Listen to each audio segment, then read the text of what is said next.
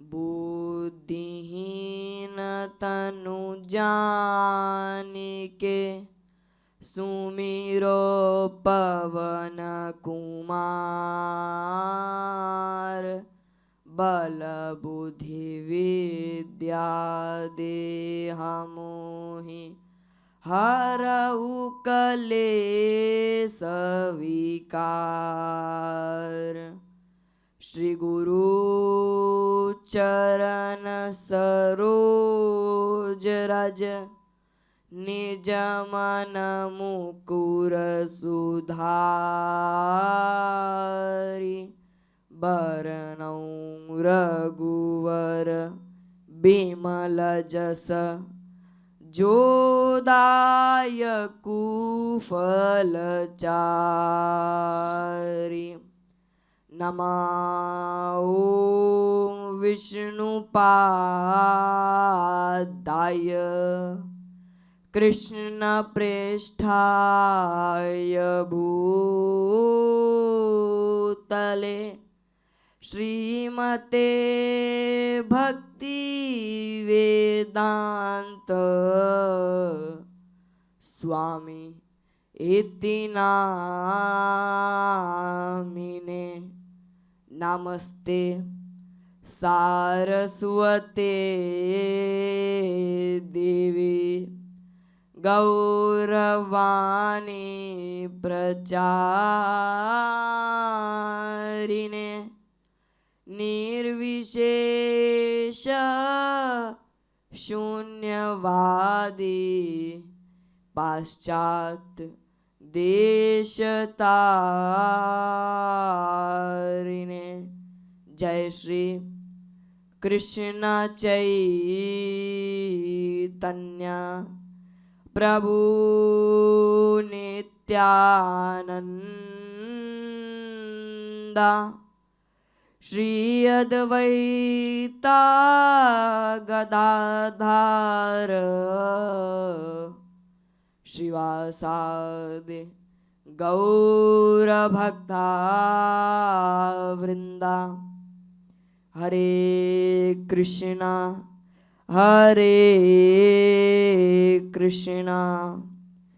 कृष्णा कृष्णा हरे हरे हरे राम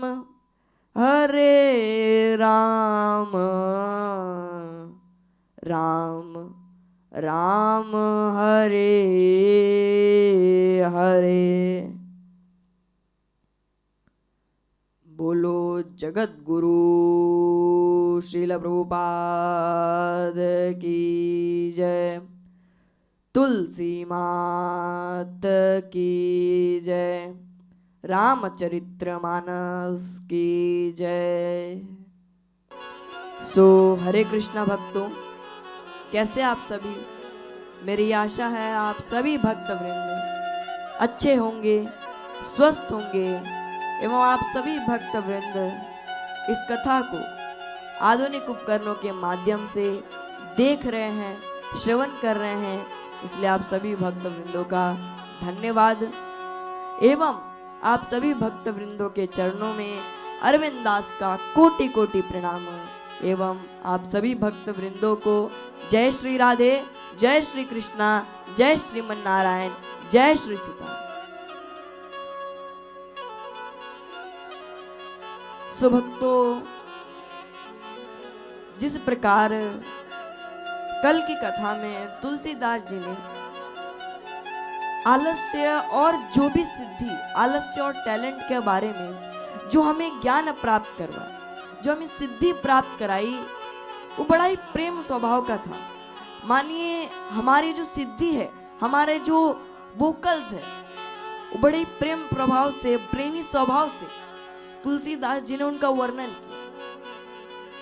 अगर आप जानते होंगे कि कल की कथा में तुलसीदास जी ने हमें कितने प्रेमी स्वभाव से समझाया कि आलस्य को किस प्रकार से निकाले और किस प्रकार से टैलेंट रूपी चीज को अंदर डालकर इस सांसारिक सामाजिक को दिखाए। मैं आप सभी भक्त वृंदों को कल की कथा के बारे में थोड़ा सा वर्णन दे दूं जिस प्रकार हम आज की कथा को फिर से प्राप्त करेंगे, फिर से उस कथा के भागीदारी को पूर्ण करेंगे। क्योंकि शायद कल की कथा में जिस भी प्रकार का आपको संबंध हो, शायद आप सभी भक्तवृंद कुछ क्षणों के लिए आए होंगे और कुछ क्षणों के लिए चले गए होंगे। इसलिए आप सभी भक्तवृंदों को मैं कल की कथा के बारे में थोड़ा बहुत एक सेंटेंस देता हूं, जिस प्रकार हम आज की कथा में प्रवेश करें। तो जिस प्रकार तुलसीदास जी ने यहाँ पर कहा कि आलस्य को किस प्रकार से दूर करना है और आलस्य क्यों आता है, मैं आपको छोटा सा उदाहरण देकर समझाऊं कि जब तक हम अपने मन को फोर्स नहीं करेंगे कि ये कार्य करो, ये कार्य करो, वो कार्य करो, तब तक मन वो कार्य करता है, तब तक मन वो कार्य की सिद्धि को प्राप्त करता ही। इसलिए हम जितना चाहे मन को कार्य करवाए, जितना हम सिद्धि को प्राप्त करें, उतना हम इस भक्ति के मार्ग में जा पाए या हम इस भक्ति को प्राप्त कर पाए। तो हम जितना ज्यादा भक्ति को प्राप्त करेंगे उतना ज्यादा ही हमारे लिए बेहतर हो। और टैलेंट, यहाँ पर तुलसीदास जी कहते हैं अपना जो आंतरिक स्वाभाविक है, टैलेंट यानी अपने आंतरिक मन का कोई क्रिएटिविटी, जो तुम क्रिएटिविटी दिखा सको, जो तुम सिद्धि दिखा सको, दिखाओ। क्योंकि भगवान ने इस टैलेंट को दिया ही इसलिए है ताकि तुम इस सांसारिक सामाजिक को दिखा पाओ कि तुम आखिरकार हो क्या, या तुम आखिरकार कौन से बेस पे हो। तो ये सब चीज, ये दो ज्ञान की मूलों को हमने कल की कथा में श्रवण किया था। तो ये आज सभी हम इस कथा को, आज की कथा में प्रवेश करते हैं। तो जिस प्रकार तुलसीदास जी ने कहा कि आलस्य और टैलेंट सबसे बड़ा महत्वपूर्ण चीज है, लेकिन अब यहाँ पर एक मूल उद्देश्य ये आता है कि किस प्रकार और किस सिद्धि से हम और भी ज्यादा भक्ति के गहराई में जा पाए या और भी ज्यादा भक्ति के तत्वों को जान पाए। क्योंकि जब हम ज्ञान को प्राप्त करते हैं, जब हम ज्ञान की सिद्धि को प्राप्त करते हैं, तब हमारे अंदर ज्ञान का अहंकार आ जाता है। हम सभी बचपन में स्कूल जाते हैं, बड़े प्रेमी स्वभाव से, बड़े ही आधुनिक कार्य से साइंस पढ़ते, इंग्लिश पढ़ते, हिंदी पढ़ते, मैथ्स पढ़ते, मराठी पढ़ते। क्या ये सारे सब्जेक्ट्स आगे चलकर हमारे कोई सिद्धि में कार्य आते हैं? क्या ये सारे सब्जेक्ट्स हमारी सिद्धि में प्रेरित हैं? तो इसका सबसे ज्यादा उदाहरण ये है कि नहीं। क्या साइंस के H2O, C2O, O2, 3,2 ये सारे चीज क्या साइंस के फॉर्मूलाज हमारे बड़े होने के कार्य पे आते हैं? ये सिर्फ और सिर्फ एक ज्ञान का मूल है। आप मान लीजिए ये ज्ञान इसलिए दिया गया है ताकि हम भगवान की पुस्तकों को पढ़ सकें, और ये ज्ञान हम डिग्री को पाने के लिए यूज करें। हम ये ज्ञान डिग्री को पाने के लिए यूज करते, लेकिन ये ज्ञान हमें दिया इसलिए जाता है ताकि हम भगवान की पुस्तकों को पढ़ सकें। क्योंकि बिना ज्ञान के हम पुस्तक पढ़ नहीं सकते, और अगर हम पुस्तक पढ़ेंगे नहीं तो हम भगवान के बारे में, भगवान की भक्ति रसानंद को कैसे जानेंगे?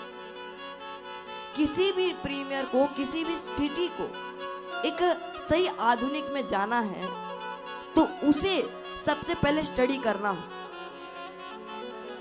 यहाँ तक कि साइंटिस्ट जब कोई चीज को इन्वेंट करता है या साइंटिस्ट किस चीज को बनाने में लगता है, तब उस चीज में वो स्टडी करता है।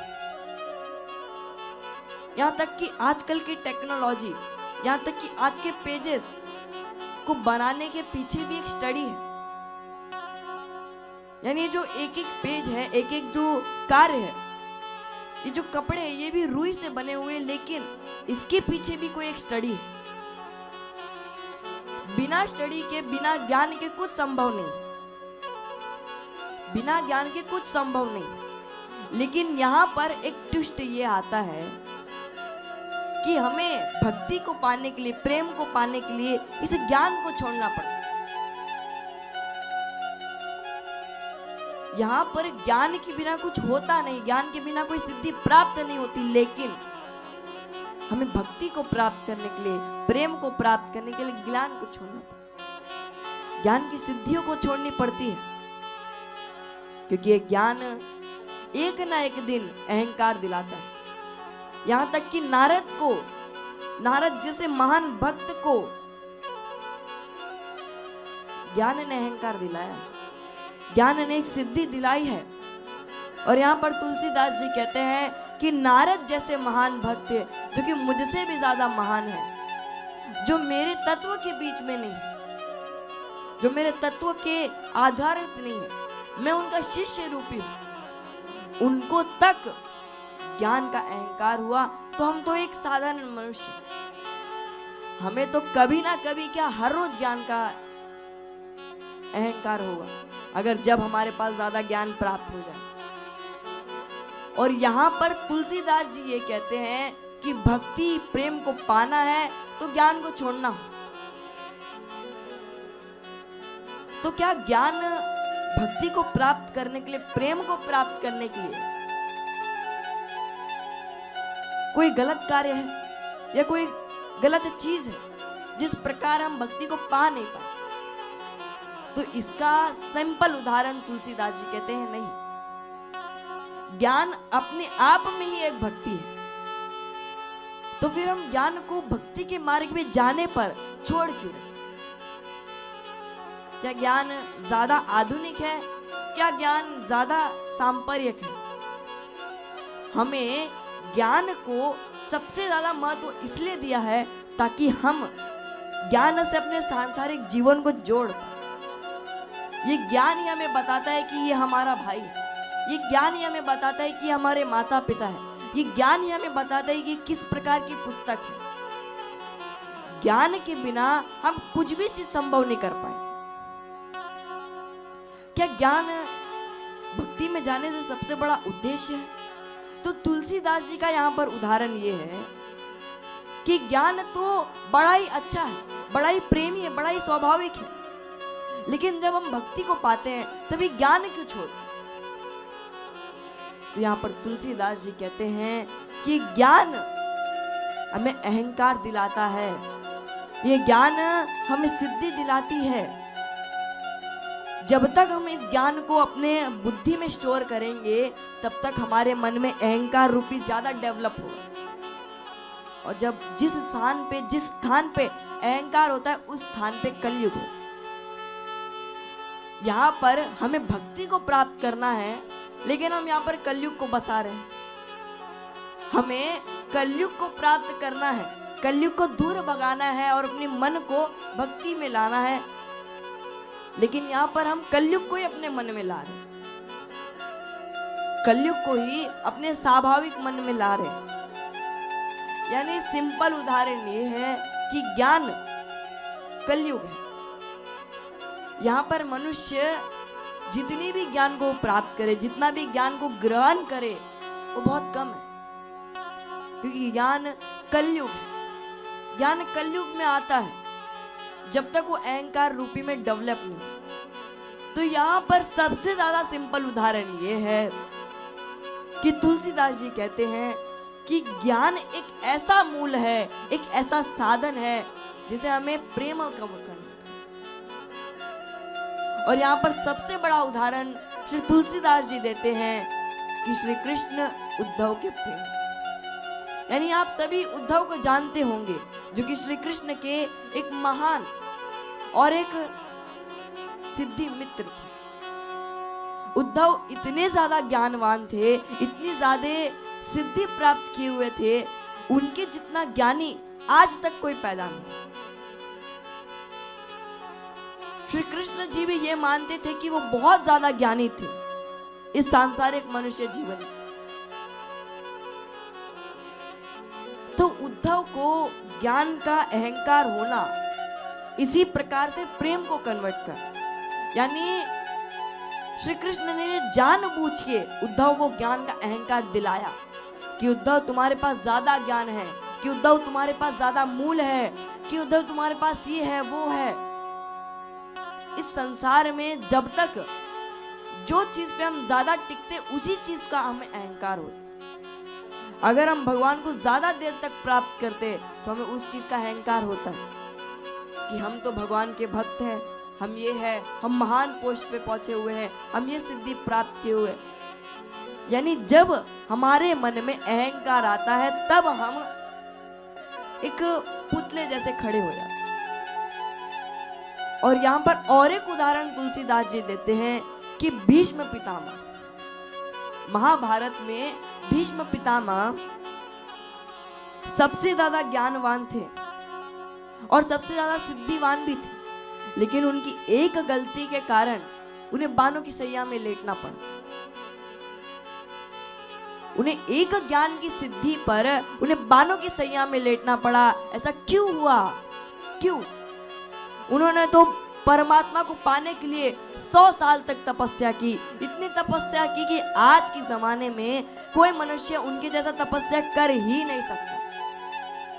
तो भीष्म पितामह की ऐसी कौन सी गलती थी जिस प्रकार उन्हें तीरों की सैया में लेटना पड़ा, बाणों की सैया में लेटकर अपने इस सांसारिक जीवन में छल्ली होना पड़ा? तो यहाँ पर श्री कृष्ण कहते हैं कि भीष्म, तुमने भक्ति किया, तुमने धर्म को पालन किया, तुमने ज्ञान को पालन किया, तुमने एक तरफ से सारी चीजें अच्छे से की, लेकिन तुमने एक ऐसी मिस्टेक की जिस कारण आज तुम्हें इस बाणों की सैया में लेटना हो। तो भीष्म पितामह चिल्लाकर कहते हैं कि कृष्ण, हे द्वारिकाधीश, मेरी क्या गलती थी जिस कारण मैं इस बाणों की सैया में लेट रहा हूं? तो श्री कृष्ण कहते हैं कि भीष्म, तुमने सारा कार्य किया, मैं ऐसा कह नहीं रहा कि तुमने जो कार्य किया है, तुमने हर एक धर्म को पालन किया, तुमने हर एक भक्ति को पालन किया, लेकिन एक गलती के कारण तुम्हें सैया में लेटना पड़ा। और वो एक गलती ये है कि तुमने भारी सभा में जब द्रौपदी का चीरहरण हो रहा था तब तुमने कुछ कार्य किया ही नहीं। तुमने सिर्फ पुतले की तरह खड़े होकर उस सिद्धि को देखा। तुम चाहते तो उस सिद्धि को रोक सकते थे। आप सभी भी ये मानते हैं कि भीष्म पितामह चाहे तो उस सिद्धि को उसी क्षण रोक सकते थे, उसी समय वो उस सिद्धि को प्राप्त कर कर रोक सकते थे, लेकिन उस समय उन्होंने क्या किया? उस सिद्धि के ऊपर रुके, उन्होंने द्रौपदी का चीरहरण देखा और देखकर उस सिद्धि को क्या किया। और यही यहाँ पर श्री भीष्म पितामह की सबसे बड़ी गलती पाई है। यही सबसे बड़ी भीष्म पितामह की गलती थी। जैसे अगर एक सैनिक है, उस सैनिक को द्वारपाल की तरह खड़ा रखे कि इस दरवाजे से कोई पार ना जाए। अब वो सैनिक क्या करेगा? उस द्वार की रक्षा करेगा, उस दरवाजे के अंदर कोई आने नहीं देगा, यही करेगा, है कि नहीं? किसी सिक्योरिटी को आप कहोगे कि इस घर के अंदर किसी को प्रवेश ना होने दो, तो सिक्योरिटी क्या करेगा कि किसी भी मनुष्य को घर के अंदर एंटर होने नहीं दे। लेकिन अगर उसने देखा कि ऊपर से सारे बिल्डिंग्स गिर रहे हैं, तो उसे उस दरवाजे को छोड़कर उस बिल्डिंग की रक्षा करनी होगी। उस बिल्डिंग के अंदर जो सिद्धि है, जो मनुष्य है, उसकी रक्षा करनी होगी, क्योंकि उस समय उसका धर्म वो है, उस समय उसकी सिद्धि वो है। क्या सिक्योरिटी गार्ड जो है, जो द्वारपाल है, उसे सिर्फ दरवाजे तक का संबंध है? नहीं, उसे इस पूरी बिल्डिंग के जो दरवाजे हैं, उस पूरी बिल्डिंग की जो सिद्धि है, उसे उसकी सारी सिद्धि दी जाती है। और यहाँ पर भीष्म पितामह भी एक सिक्योरिटी गार्ड थे। भीष्म पितामह को ये ज्ञान दिया गया था कि द्रौपदी के साथ कोई गलत कार्य ना हो, और ऐसा हुआ भी करता था। लेकिन यहाँ पर द्रौपदी पूरी सभा में चीरहरण हो रहा है तो भीष्म पितामह को रोकना चाहिए। भीष्म पितामह सिर्फ और सिर्फ द्वारपाल नहीं थे, उन्हें सारी सिद्धि के, सारे महल के कार्य थे। उन्हें उस सारे महल को बचाने के लिए उस दरवाजे को छोड़कर भागना होगा। यहाँ पर तुलसीदास जी का कहना सीधा सीधा ये है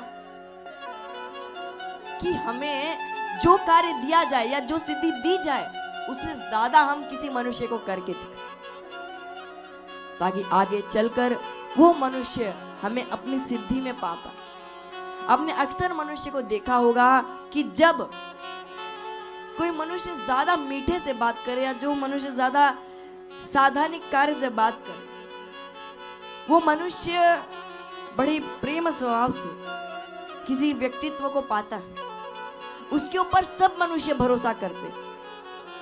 जो मनुष्य ज्यादा प्रेम स्वभाव से बात करता है उस मनुष्य पे सारे मनुष्य भरोसा करते, और वही मनुष्य जब कोई क्रोध से कहे तो उस मनुष्य पे कोई ज्यादा इंटरेस्ट नहीं है, क्योंकि जब तक इस सांसारिक जीवन में भी जब कोई मनुष्य प्रेम से कहता है तब जाकर कोई मनुष्य सुनता है। तो भगवान तो हमारे माता पिता है, उन्हें तो इस चीज का प्रेम देना होगा। हम चाहे संसार में किसी के लिए कैसे भी हो, हम चाहे संसार में बहुत पापी हो, लेकिन भगवान के लिए हम एक भक्त, भगवान के लिए हम एक प्रेमी हो। रावण एक तरफ से राक्षस था, लेकिन भगवान का एक भक्त भी था। राक्षस भी था और भगवान के एक प्रति भक्त भी था। तो हमें भी इस सांसारिक जीवन में चाहे किसी भी प्रकार से, ऐसा नहीं कि अभी रावण राक्षस था तो हम भी राक्षस बन जाए, ऐसा नहीं, लेकिन हम चाहे तो इस सिद्धि को अच्छी तरीके से प्राप्त, हम इस ज्ञान रूपी बुद्धि को प्रेम रूपी हृदय में लाना, और इस प्रेम रूपी हृदय में लाने के लिए इंद्रियों को रोकना, इंद्रियों की सिद्धियों को रोकना, क्योंकि बिना इंद्रियों को रोके, बिना इन घोड़ों को रोके, बिना इन अश्वों को रोके प्रेम का लगाम रुकेगा नहीं, क्योंकि उन इंद्रियों का लगाम सिर्फ और सिर्फ प्रेम। अक्सर मनुष्य ये देखते हैं कि उनका मन एक जगह ठहरता नहीं। क्यों उनका मन एक जगह ठहरता नहीं? क्योंकि वो अपने मन को अश्व के समान नहीं समझते, वो अपने साधारण मनुष्य को एक कार्य समझते, एक सिद्धि समझते। हम जितना ज्यादा अपने मन को डेवलप करेंगे, जितना ज्यादा सिद्धि को डेवलप करेंगे, उतना ज्यादा ही हम भक्ति को प्राप्त करेंगे, उतना ज्यादा ही हम अपने भक्ति के ट्रेन को पा पाएंगे। लेकिन हम इस कलयुग के ट्रेन में, इस कलयुग के मोह माया के ट्रेन में चढ़कर सोचते हैं कि हम सही ट्रेन पकड़े हुए, लेकिन ये हमारा सही डेस्टिनेशन है ही नहीं। और फिर आगे चलकर हमें दुख के स्टेशन मिलते हैं, पाप के स्टेशन मिलते हैं, मनुष्य के मोह माया के स्टेशन मिलते रहते। तो हमें भक्ति के ट्रेन को प्राप्त कर कर अपने सही डेस्टिनेशन में जाकर, अपने सही भक्तित्व को जाकर एक साधारण मनुष्य के रूपी में सिद्धि को पाना हो। हमारा असली जो ट्रेन है, हमारी जो असली ट्रेन की टिकट है, वो भक्ति है। वो हमारी ट्रेन ही सबसे बड़ा उदाहरण है, वही हमारी भक्तित्व को सबसे ज्यादा महत्व देती है। क्योंकि जब तक हम उस ट्रेन में चढ़ेंगे नहीं, तब तक हम अपने गांव उतरेंगे कहां? और हमारा गांव भक्तित्व है। आप एक तरफ से मान लीजिए कि हम सभी का गांव भक्ति है, हम सभी का गांव क्या है? भक्ति है। और उसके लिए हमें एक ऐसी ट्रेन पकड़नी होगी जिस प्रकार हम उस सही डेस्टिनेशन में पहुंच पाए। और वो डेस्टिनेशन हमें किस प्रकार मिलेगी? भक्ति के प्रकार, भक्ति के प्रकार, टिकट के प्रकार मिलेगी। भक्ति वो टिकट होगा, और उस टिकट को लेकर हम ट्रेन में चढ़ेंगे, और उस भक्तित्व को पाकर, उस भक्तित्व के ट्रेन में चढ़कर हम भक्ति के गांव में पहुंच जाएंगे। लेकिन इसके बीच में भी हमें कई सारी कष्टों को सहन करना होगा। ऐसा नहीं कि एक बार हम ट्रेन में चढ़ गए और फिर सीधा भक्तित्व, नहीं, उसके बीच में भी हमें कहीं ना कहीं सिद्धि को रोकना हो। कहीं ना कहीं हमें कष्ट मिलेंगे, चाहे वो कलयुग के ट्रेन हो, चाहे वो भक्तित्व के ट्रेन, दोनों में एक समान भक्तित्व है और एक समान कष्ट। बस ये भक्ति हमें सही डेस्टिनेशन पहुंचाती है और ये कलयुग हमें गलत डेस्टिनेशन। क्योंकि जब तक हम शब्दों के महत्व को नहीं जानेंगे, शब्दों के अहंकारी रूपी को नहीं जानेंगे, तब तक हम किसी भी प्रकार से भक्तित्व को नहीं पा पाएंगे। क्योंकि अक्सर मतलब भारी होता है। आप सभी जानते होंगे कि मतलब जो शब्द है, ये शब्द मतलब है मतलब, ये शब्द भारी होता है। क्योंकि जब ये शब्द रिश्तों से दूर चला जाए तब रिश्ते खाली हो जाते। तो यानी सारे भक्तित्व, सारी प्रेम रूपी का एक मात्र सिद्धि ये है कि हमें सही डेस्टिनेशन प्राप्त करना है। भक्तों हमें जो भी सिद्धि है, जितनी भी कार्य है, हमें सही डेस्टिनेशन को प्राप्त करना होगा। हम जितना कार्य कर सके हम उतना कार्य करें, हम अपनी ओर से 100% लगाएं, लेकिन हमें एक सही ट्रेन पकड़कर, एक सही सिद्धि प्राप्त कर हमें भक्तित्व को, ट्रेन को पकड़कर एक सही डेस्टिनेशन पहुंचना। तो आइए हम सभी इस भक्ति के ट्रेन में, इस भक्ति के सफर में जाए और इस भक्ति के सफर को इतने अच्छा अनमोलिक बनाए जिस प्रकार हम भक्ति को और भी ज्यादा आधुनिक करें। हम इस भक्ति के ट्रेन में एक साथ सफर करें और आप सभी भक्त वृंदों के साथ में इन सारी कथाओं को बड़े प्रेम पूर्वक और बड़े स्वाभाविक पूर्वक आप सभी भक्त वृंदों के साथ बड़े फ्रेंडली से मैं आप सभी भक्त वृंदों के साथ इस कथा को शेयर करूंगा या इस सांसारिक भाव को शेयर करूंगा और एक साथ हम इस भक्तित्व के ट्रेन को जाकर इस भक्ति के गांव में पहुंचकर एक सही उदाहरण प्राप्त करें। तो आप सभी भक्त वृंद तैयार हो जाए, हम इस भक्ति के ट्रेन में चढ़कर एक सही सिद्धि को प्राप्त करने जा रहे हैं और बाल कांड की सिद्धि को हम कुछ ही दिनों के आंतरिक भाव में पूर्ण कर अयोध्या कांड की ओर बढ़कर भक्ति का एक स्टेज पूर्ण करें और भक्ति का दूसरा स्टेज अयोध्या कांड। तो हमें जिस भी प्रकार से सिद्धि प्राप्त करनी होगी वो सिर्फ और सिर्फ भक्ति के कारण।